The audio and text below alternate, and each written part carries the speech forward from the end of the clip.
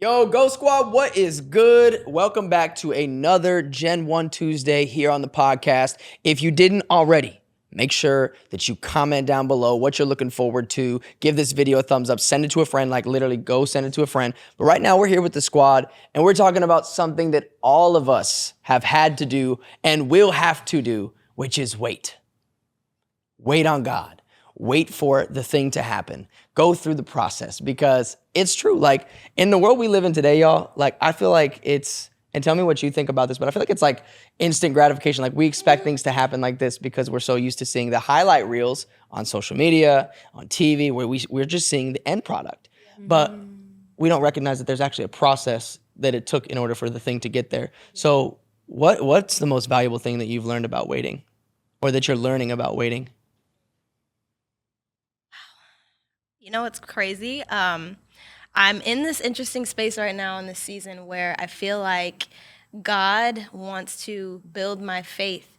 And so I've learned in this season where I'm like hoping and believing God for different things that sometimes it's like more valuable to almost get shut down, because in those moments where you feel like God is shutting me down, that's actually when faith is exercised. Because if he gives you the thing like right off the bat, then like, did it really take a lot of faith? You know what I mean? But it's when like, it was like, all right, doors closed. You know what I mean? Like, and there's like no way saying like, will you, like, remember what Pastor Stephanie was preaching past week when she was talking about the tarrying, and tarrying and waiting are basically the same thing, but it's still this idea of like waiting with an expectation, like waiting with still the anticipation of like that thing is going to happen. Yeah. And you have to become somebody to really, really get to a place where you're like,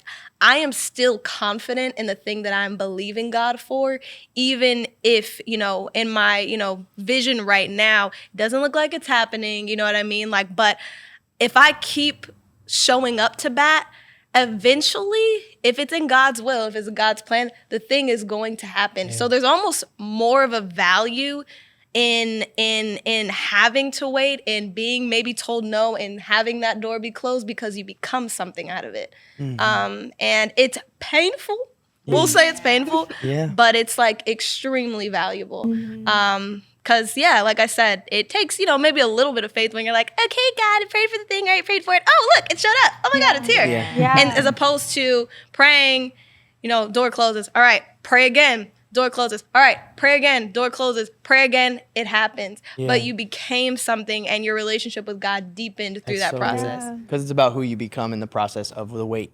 Yeah. The wait is actually for you, because in the wait, you're becoming something, you're learning new skills, you're learning different things about yourself and about really what it is going to require of you when you do get to the vision, the promise, the dream, that if you had gotten it right whenever you got the word, you wouldn't have been ready for it. It would have ultimately taken you out. It would have squished you because you would have gotten to the thing or gotten the promise, and then all of a sudden it's like, oh wow, this actually doesn't make any sense. Like I'm weighted down by all these responsibilities. To whom much is given, much is required. So if you're given a thing, you might want to be a person who has acquired what it takes to give what you need for that situation, for that vision, for that dream. Because if you don't become that person, that dream or that vision or that big thing, especially for all of us who feel, and for those who are watching who feel like they've got a big vision for their lives or a big dream, like you want to embrace, even though it's hard, man, you want to embrace the wait, because it's who you become in the waiting that prepares you for the vision, the calling, the purpose, the thing. Yeah. The waiting is so hard, but it's honestly the best part. Like, because then you can look back and look at, you know, when you have your promise or when you have what you've been waiting for, you can look back and like see all the growth. Like, it's almost like you can also thank God for not giving it to you sooner. Oh yeah. Like yes. I was just that much for you. Yes, yes. I was thinking this. I went through the waiting period, you know, before my fiance came along. I was like, I'm in my singleness. Oh, when is this gonna end? But then I slowly started to realize that there's. hey. shameless plug to the podcast that we released a while ago. yeah. We You talked should about watch that. being Christian as a single. Make sure you Yeah. go check that out because Yeah. that'll give you some stuff to help you for that part of this waiting process. Because some of us are waiting on that other Yep. somebody. I mean, Yep. I got mine right next to me. I ain't gonna lie to you. That's what but I went through the wait. I went through the wait. But no, I'm with you. I'm with you. Yeah. Well, because I realized, like, now looking back, that if I would have received what I was waiting for too soon, I would have ruined it. Yeah. I wasn't in the right place to receive it. I had to go through, like, the refinement period, like the waiting period, where I just was totally, like, putting all my faith in the Lord and, like, putting it all in his hands and then throwing mine up and being like, okay, like, I'll just wait because I know, like, your ways are better. And I had to go through that and grow to, like, get to the point where I was like, okay, God gives it to me, he blesses me with it. But if he would have given it to me too soon, I would have ruined it. Yeah. I wasn't ready. Yeah, I think I've come to a space where, like, yeah, I desire the character and capacity for whatever the thing that I'm waiting on is more than I want Yeah. that thing. That's so good. Like, Yeah. I want to, because like you said, I want to be ready for that. Because I've had things that I've asked for and God's given it to me, wasn't ready for it at all. And I see how I just can't, like, I can't, you know, and so like after, I think having experienced that, I'm like, God, I don't want anything too early. Like, I don't want it. I can't handle it. So, like, God, if you, even if it, because the waiting, I mean, not even gonna lie, I struggle with waiting a lot of times. I am a little bit of an impatient person. You know, patience is a bit of a struggle for me. Yeah. You know, and it's something that I'm growing in and that I've been really, really praying about. Like, God, give me patience, you know, so that I don't rush ahead of you.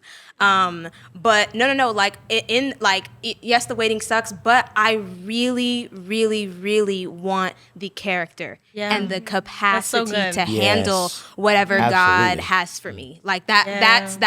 That's where I'm at right now. Yeah. I need that. The I need that. maturation, girl. Aw, thanks. No, because it really does, like, take maturity to kind of get to that space, because I think that, you know, it's slightly immature, you know, when you're just kind of like, you know what, I deserve this, and I'm gonna, and, you know, just to, like, automatically assume that what you're requiring of God, and, you know, and relationships is just one of them. It could be like a career opportunity, but when you're, especially when you're talking about, like, lifestyle changes, like, huge things, like, that's huge. Like, marriage is huge. You know, lifestyle, you know, career change path is huge. And, you know, and it's not to, like, approach it from a fearful place either, but it's to kind of, like, approach it from a place of, like, somberness. Like, you know what, like, God, like, you know, I don't want the whole plate, like, because maybe my diet or my stomach hasn't expanded to be able to receive That's all good. this food. Like, because God is God. Like, he'll be like, all right, you know, here's a spoonful. You know what I mean? Like, or like, here's the sides. You know, here's, am I thinking about food? I'm hungry. I just ate. That's I'm all right. sorry. That's all right. But, like, you know, here are the sides. You know what I mean? Can you handle the sides? All right, cool. Can you handle the starches? Okay, cool. Here's the filet mignon. Come on now. Sorry, Taya. Man. Yeah. Stan, I want you to jump in. What are you learning about the For wait? sure.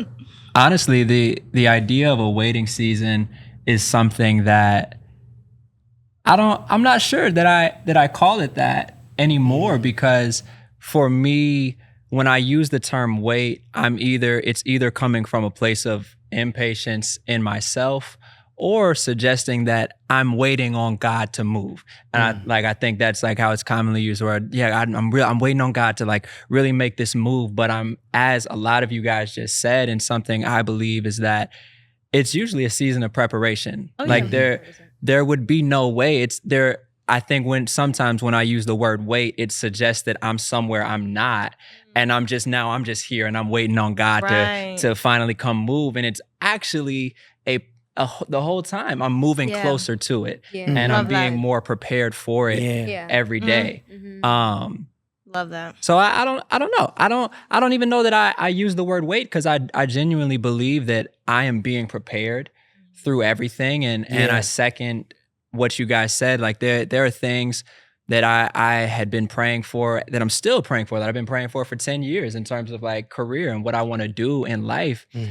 And I really thought I wanted it then, when I was 12, when I was 14, 15, 16. And it probably would have killed me, like, literally killed me, because of who I was then, and what that type of pressure and what that type of spotlight would have done to that child. And I used to think, like, God, disappointment after disappointment, what's going on? Like, why did you give me this promise or not? Are you still going to do the things you said you're going to do? And I'm realizing that literally all of it, he's actively working towards the promise that he spoke. Right. It only looks like I got to sit here and wait when I'm looking at it through the lens of all my disappointments from the past and me just being impatient. But God is actually actively working on, like he got his hands on me right now in this season. And he's pressing in my character, in how I'm showing up, in my hope, really in my faith.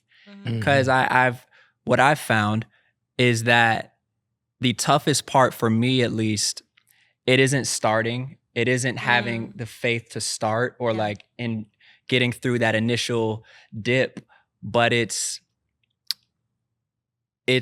how do I keep going when I am putting in the work, when I am showing up in faith, and I'm in my disciplines, I'm feeding my mind, I'm doing everything I know to do, and I'm not seeing anything. That's when it gets tough for me, because I'm like, God, I'm here. I'm showing up and I'm doing what you've spoken. I'm honing my craft. I'm working. I'm up in the morning. I'm working out my body in my temple. I'm feeding myself well, all these different things, but I don't see anything that I can count as progress towards the promise you gave me.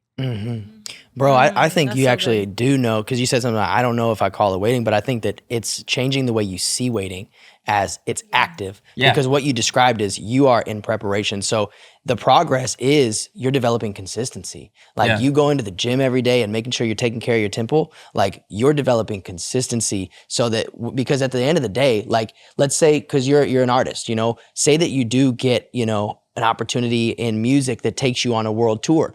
Are you physically prepared enough to be on a world tour? Maybe not, but if you actively are waiting, you're moving towards the goal, you're moving towards the vision, you're moving towards the thing. It's all, I love that you call it a season of preparation, because you're being prepared day in and day out. And that is the progress, to be able to say, man, I'm moving towards something. So it gets you to the place where I think that we all should get to the place where we say, however and whenever you decide to do whatever it is that you've said you were going to do in my life, God, I'm cool with that. I'm going to continue to do my part. I'm going to seek you every day. I'm going to go after you every day. I'm going to come to the place where I say, I'm going to do this and I'm going to do that and I'm going to do this. And that is the place where you can say, okay, God, you gave me the vision. Isaiah 55:11 says that any word he speaks will accomplish that which it sets out to. It will not return unto him void. And then also in another passage, it talks about how he makes all things beautiful in its season. So there will be a season where that thing will manifest. But right now you're being prepared. So the progress is your preparation. The progress is who you're becoming. The progress is, you know, you experiencing what it takes to fulfill and to live out the promise when it does show up. You know what I mean? 100%. And that's something I think all of us could probably relate to, is that the now we're standing in, everything that's on us now, the weight we have on us now, is something that God was once preparing us for. Yes. While we're still being prepared for our next. But if we're only looking at next, then we'll miss the fact that we were literally prepared for our now. Like my 2020, my 2021 prepared me for who I am now and everything that I'm standing in currently in my life. And I wouldn't have been able to hold it otherwise, without have going through what I've gone through over the past couple years. Yet I'm still being prepared. Absolutely. It's a maturity thing, because you're waiting. I love it. You said it, you know, it takes a mature perspective to say that I am in preparation, I'm in progress, I am in a process, and every single day I'm closer to the thing. It's like, you know what I think about? Have you guys ever seen the meme where the guy is like digging towards the diamonds that are in the dirt? And then there's another guy on top of him who is digging towards the diamonds that are in the dirt. And the one guy is so close to it, but he gets discouraged and he turns around. He goes the other direction.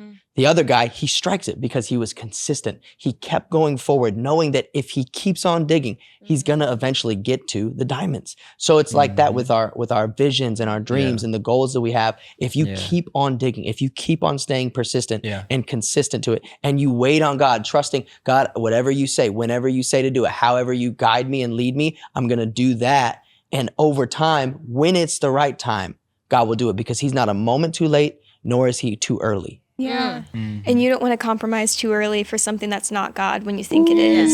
Yes, Come on, that's Nate. it. Yeah. That's really Keep Come on, talking, Nate. keep talking. Yeah, give us more. I was going to say that was all I had. What would love that it. look like? What would it look like to was so compromise good, though. for something that's good but not God?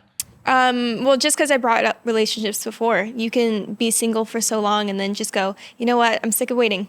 You know, this person's nice. They love God. They're pretty cool. I'm just going to stick right here. I think it's okay, and you're taking it into your own hands. Right. That's when you know that you're going to compromise. Yeah. And I feel like life is. Oh my goodness. Life without waiting would be boring. It'd be like a straight flat line. Yeah. Like there'd be no growth. There'd be nothing fun Yeah. that happens. I was just talking to someone before this morning about how if someone was like, "Hey, I haven't changed since I was 18 years old," and they're 30. Wow. It's like that's that's not something you should terrifying. brag about. No, it isn't. That's At all. terrifying. I'm Like confused. that's not now. something you should be excited about Yeah. because you're supposed to go through waiting seasons. You're supposed to be tested. You're supposed to grow and wait on the Lord. And if you don't, then you end up like someone who's like, "Yeah, I've been the same since high school." And it's like that's not something to be happy about. Like you should Wow. always be wanting to strive to do better, and always wanting to, I guess, go to the next level. Yeah. And when you do it with Christ, it's not going to be burdensome. Like it's not going Yeah. to be a burden. It's going to be Right, full. It's right. going to be something that is fulfilling to you. Yeah. Whereas you could just settle and be okay with, this is fine and it is what it is, and that's it. But it stays that. It stays what it is. It doesn't ever go beyond. It doesn't ever give you the fulfillment that the God thing will. The God thing will actually give you fulfillment and actually be something that speaks to what you were created for and who you were created to be. My favorite verse that my family has, it's like my family verse. I love it because it specifically talks about waiting on God. It says it's Isaiah 40:31. Those that wait on the Lord will mount up on wings as eagles. They will walk and not grow weary. They shall run and not faint. So if you think about it in that context, okay, if I wait on God, I will mount up on wings as eagles. So if I mount up on wings as eagles, that's an instant soar. But he also goes on to say, they will walk and not grow weary. They will run and not faint. So you have to first walk with God. And as you're walking with God, he's developing you and he's growing you and he's giving you more strength and he's sharpening you and he's giving you what you need. And then you start to run with God. You're not going to faint though, because you have the endurance built up because you walked with God first. And now that you're running with God, boom, you soar like eagles when it's time for the promise. Because now that you waited on God, you can mount up on wings like eagles and soar because you went through the walk, you went through the run, and now it's time for you to mount up on those wings because you decided to wait on God. So that's why it's so important to wait on God, because then when you get it, it'll be so fulfilling because it's tied directly into who you are and what you were created to do and to be. And there's a confidence that you have because, to your point, if you had to get it, then you have to maintain it. And so there's this unhealthy pressure on yourself to achieve, keeping this thing alive and keeping this thing going. And when it's not working, you have to be the one to fix it. But when you know that God has been the one that's been training up your legs and training up your endurance and your lungs and your breathing, like thinking about a person who, is preparing for a marathon. Yeah. You know what I mean? Like, how you think you gonna just walk up on a marathon? You know what I mean? Like, nobody just walks up on a marathon. You have to prepare. You have to do daily, weekly, monthly, some people yearly preparation in order to get to that level. But once you reach that level, like, you're gonna walk up to that race saying, I got this. You know what I mean? Like, have you ever gone up to something, you're like, I put in the work for this. Yeah. You know what I mean? Like, I went into this knowing exactly what this was gonna be. You know what I mean? Like, I'm there's just a level of faith, of expectation, and of trust that you have because you put value on that thing. Yeah. So, yeah. Good.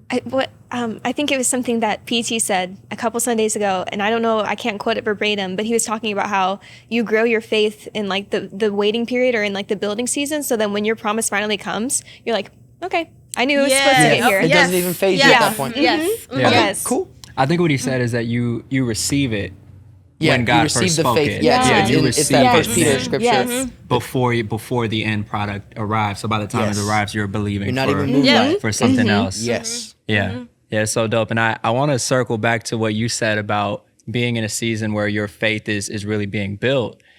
And then looking at that image of the dude who turns around. I love that meme. And it's so real Because who's to say that guy didn't have faith for like the majority of time that he was going? And I really want to highlight weariness for a second, because I think that there's a certain type of faith that we can have where the promises are for real, like produced, like when we really get in our faith bag, because we show up differently, and we start to show up as that person that can actually receive that thing. But I think that the attack on our faith makes it so that we don't have to stop believing in God. Yeah. It's the enemy doesn't need us to all of a sudden be like, I don't believe that God is good. I don't blah, blah, blah, blah, blah.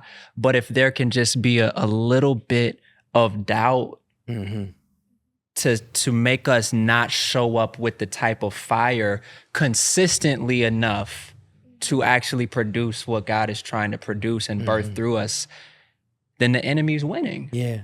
I love it, because it's do not get weary in your well-doing, for in due season you're going to reap. And in another passage in Peter says, basically count it all joy when you fall into various trials, because it is going to actually produce patience in you, and let patience have its perfect work, so that you will be perfect, complete, and lacking nothing. So if I am consistent, if I'm continuing to go forward, when everything's about to go crazy, it's usually at the moment where you're about to break through. Oh yeah. And you have two choices. You can either be overwhelmed and grow weary and say, I'm done, I'm giving up, and throw in the towel, or you can say, I'm going to persist and really strengthen yourself. David strengthened himself in the Lord in a time of terrible turmoil. Like, it was the hardest moment for him probably. And he strengthened himself in God, and then they came through and they got the victory, because everything and everyone around him was like, no, we're not going to do it. We're going to be overtaken by this army, whatever. But David shut it all up and said, I'm going to strengthen myself in God and be persistent in the faith that he's given me. And I'm going to push through to the thing, and I'm not going to stop. I'm not going to acquiesce. I'm not going to turn around. I'm going to continue to keep striking, and keep shooting that arrow until it hits. Keep shooting it, keep shooting it, keep shooting it. And don't miss. Just keep going. And I think looking to God for your strength as well, because I used to think that I used to have to like find the strength in myself. And I'm like, girl, you ain't got no, like, you don't have it. You simply don't have it. But I think even like not even, definitely, strengthening yourself in God, but then allowing God to be your strength in those moments when you are feeling weary. Because I've had those moments where I'm just like, God, I'm getting weary, But in those moments, I look to him for my strength, and he will provide me with that strength to be able to continue on and continue to going, even if what around me, it doesn't look like I'm getting any closer. It looks like I'm actually going the other direction. It looks like I'm getting farther from whatever it is that, he's spoken to me about or whatever, like looking to him for that strength, you know what I mean? And allowing his strength in my, in our weakness, his glory, his strength is made perfect. You know what I mean? There's a bunch of different verses and stuff, but like that's what I think that helps me too. Like not thinking that I have to just tell you just gotta find it. Like, no. God's going to provide me with that strength. You know what I mean? So it's not me just trying to struggling and pulling myself up. Like it's him, at the end of the day, it's 100%. His strength, his perfect, incredible strength, so. Maybe that's what we're supposed to do when we get weary. Whenever we get weary, it's in your weakness, his strength is made perfect. Yeah. So it's actually strong to admit, God, I'm weak right now, and I need you to pull through. God, I'm weak in this moment. God, I am not sufficient in this area, but God, I know you're all sufficient. I know that you've got everything. I know all power and authority is in you. So God, I submit this to you. Help me get through this. And that is maybe how David strengthened himself in the Lord. It wasn't necessarily about strengthening himself, like mustering it up himself. It was really strengthening himself in God to say, God, at the end of the day, my strength comes from you. Help me. And he did. So maybe when we find ourselves weak and weary, we just have to say, God, help me. And be honest with him. Be vulnerable with him to say, I am weak right now. This waiting season is crazy, God, but I need you to help me. And I think when we get that, when we fix our focus to God, he will be the one that gives us the strength to get through any moment. Any closing thoughts from you guys before we land this plane? Because this plane is getting ready to land. Who was the brother that said that he will boast in his weakness? One of them. One of them. It was one of them. I think it was Paul. I think it was Paul too. He said, "Who was the brother that said?" I think it was talking about the thorn in his flesh. Yeah, so Paul had the thorn in his flesh, but he boasted in his weakness. Yeah, so good. That's Yeah. fire. So good. Sound like Paul had a revelation. He did, Yeah. because Yeah. but that's it though. Like Yeah. Paul recognized there was an area where he was weak, and it was the recognition that I'm weak in this area.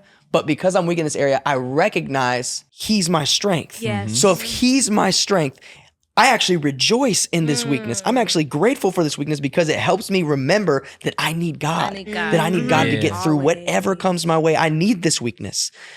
Now, I'm not going to let this weakness win, but it's this weakness that allows me to remember, oh, I can actually take joy in this because in this weakness, his strength can be made perfect in my life. Yeah.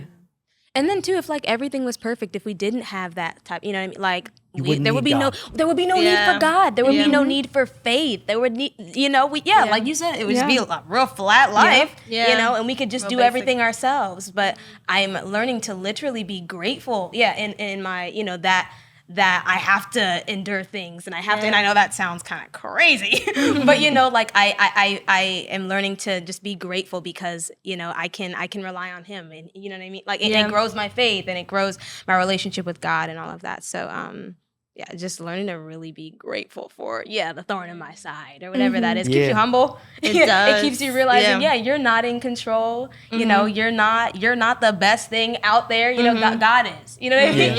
You're not, it's life is not about you. It's about him. Like it definitely keeps you humble, and it keeps you having the right character. I feel like. 100%. I think about like a season that I just went through. That was literally one of the toughest seasons of my life. And I was, what some would call on the outside looking in, like in a weak, vulnerable position. I was very sad. You've seen me. I was very sad. I had many times where I was crying, and it was really, really tough. And I think about like kind of going back to what you were saying about how you have to kind of get to a place of vulnerability with God before he gives you the strength. Because I kind of just went through it, looked up one day, I was stronger. Like it was almost as if like going through that season and being really real with where I was at, getting the tears out, letting it flow, expressing it, crying out to God, like, and allowing him to develop patience in me while I'm like in a season where I'm like, okay, like I'm trying to figure it out, God, when do you bring me into the next? Like I had to sit in it. I had to really, really like allow myself to sit in it. And all literally suddenly, like out of nowhere, just found that there were muscles that were growing, because the same things that were kind of like, kick me in the like literally, like it would just be like instant. I'd be sad. Like I was like, oh wow, I'm not sad anymore. Yeah. Oh wow, like this isn't a trigger for me. Like, oh my gosh, like I'm okay. Like I'm okay. And it was, I think that the strength thing and the vulnerability thing have to go hand in hand. And I think that, sometimes we don't allow ourselves to feel weak and to be weak. And we don't realize that the not allowing ourselves to be vulnerable prohibits us from getting to the strength. And so I would just encourage anybody who's like going through that kind of a season, that sometimes you have to go through the sadness to get to the joy. And sometimes you have to go through the pain to get to the promise. Because like the only way to sometimes is through. And it sucks, and it'll take time. But like I said, you'll kind of look up one day and realize, oh wow, like, and then also at the same time, you don't just get through it, but you're like, wow, I didn't realize I was that strong. You know what I mean? Like, and now I can get through the next thing, the next difficult thing that happens. And then it kind of just builds and stacks on top of itself. So you get stronger with every single situation you go through. Everything you go through makes you stronger and allows you to become a more whole version of yourself, become a stronger version of yourself, become a person who has more faith in God, more trust in God. So that's what these experiences are for. And it's really like from what I got from all of what we said is it's a perspective shift, that no matter what the season is, if you're waiting for a promise, or if you're in a promise, or if you're whatever, as long as your perspective is God, whatever you want to do, however you want to do it, I know that everything in this situation is working together for my good, then I know I'm going to be all right. And take everything from this season, every lesson, everything you bring, and I'm going to be able to learn something and become something through the process of it. Yeah. So waiting is good for us. Yeah. Yeah. Yeah. I want to add on to what you said and about that season. Cause honestly, I'm in that season now. And like, truthfully, every day I think about giving up. Like, it'll cross my mind with the things that I'm trying to achieve, but it's not an option. I understand that it's not an option. I can tell you as a fact that I'm close to a breakthrough. I don't need to see that. I know that I'm close to a breakthrough from the way that the enemy comes for my mind Right. as soon as I wake up. Right. Like for real, as soon as I wake up, there's a structure in my life that is set to further pursue excellence. And as soon as I wake up, it's there. And I have to get up and fight that. Intentionally fight that, and I have to stay there until I am in victory. I can't even move on to the rest of my day. I can't get into it until I have received that victory in that. But I feel that every day, and I want to encourage anyone who is considering giving up, who feels that. First of all, know that everybody feels it. There's no one who gets to the other side that's like, yeah, I never thought about giving up. They probably are still thinking about it, and you're not alone in that. And I really, really, really just want to encourage you not to give up. It's not an option. Going back is not an option. Oh, we're right here. Going back is not an option. For real, there's so much that the enemy would want us. The enemy wants to take this season and try to get in your head and say you're not enough. It's never gonna happen. You're never gonna get there. Look. Do you see anything? Nothing is happening, and hopefully maybe that'll get you to run back to who you used to be and run back to where you used to go. Don't do it. Yeah. Going back is not an option. Do not give up. I am committed to what God has spoken over my life. It doesn't matter if I'm hurting. I will hurt and still grow. I will hurt and keep going. I will hurt and keep pushing forward because that's the only option. That's true. And it's a partnership with God. Like you make you hold up your end of the bargain to what you said, to not give up. Yeah. But also we're partnering with God in this thing. That's the thing, family. You have a partner. You have an advocate. God is for you. So when you find yourself weary, when you find yourself in a moment where you don't feel like you have it, lean into God, lean into his presence, lean into him and admit, say, God, I'm weak today. Today, I don't feel like I can do what I need to do. Give me the strength. And he will do that. And he will equip you as you lean on him, because this is a co-relationship. This is a partnership with God, and everything that we do, we need him. So we love you so much. We're grateful that you tuned in for this Gen 1 Tuesday, this Gen 1 podcast. We will see you on the next one. Make sure you go to all the links that are in the description. You can get plugged into our Discord group chat so that you can chat it up with us throughout the week. Send us prayers, whatever you need. You can do that in the Discord, on Instagram. You can sow into Gen 1. Whatever you need is in the description. We love you. Make sure to send us to a friend, to a family member, to somebody who needs to be encouraged while they're waiting. We love you, and we'll catch you next time. Peace.